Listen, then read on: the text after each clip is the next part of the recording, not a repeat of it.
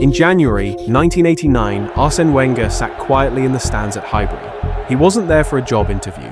He wasn't even known in England. He just asked a friend where to watch a good football match. And that simple question would change the course of Premier League history. At the time, Arsenal were a traditional English club. Rigid training sessions, hearty meals, hard tackles. They played 4-4-2 and drank pints after training. Tactical innovation? That was foreign, literally. Wenger, meanwhile, was managing in Monaco, a professor in a tracksuit, obsessed with nutrition, psychology, and possession football. Two worlds that had never even considered shaking hands. Wenger had planned to fly back to Strasbourg after Christmas, but on a whim, he stayed in London for New Year's. He wanted to see a game during England's famous holiday fixture rush.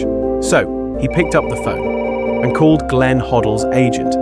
Yes, Glenn Hoddle, the Tottenham legend Wenger had coached at Monaco. The agent recommended a match, Arsenal versus Norwich at Highbury. Wenger didn't think twice. He bought a ticket, showed up alone, and took his seat in the director's box. At halftime, Wenger stepped out for a cigarette. Back then, even the most disciplined managers smoked. Next to him stood a woman who recognized his French accent. She turned out to be a friend of Dain's wife. One introduction led to another. A few weeks later, Wenger was having dinner at Dain's house, the man who would become his biggest supporter at Arsenal. They talked tactics, mentality, youth development, not the usual small talk. By the end of the night, Dein was convinced. Wenger wasn't just a coach, he was a blueprint. But the Arsenal board wasn't sold. Wenger was managing in Japan by then, at Nagoya Grampus 8. No one in England took that seriously.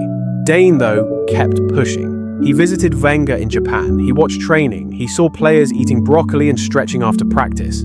It was like watching a 21st century club operating inside the 1990s.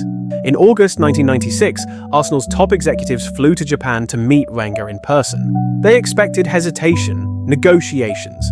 Instead, Wenger said yes within the hour. He arrived in London with wire-rimmed glasses and a folder full of notes. The media didn't know who he was. The fans asked, "Arsène who?" But within 2 seasons, Arsenal were playing the best football in England. Within 6 years, they were unbeaten. And it all started with a question asked to a Tottenham legend's agent. A cigarette, a football match, and a tip that came through a Tottenham legend. That's how Arsène Wenger, the Invincibles, the Doubles, the Revolution, entered English football. Not with noise, with a whisper.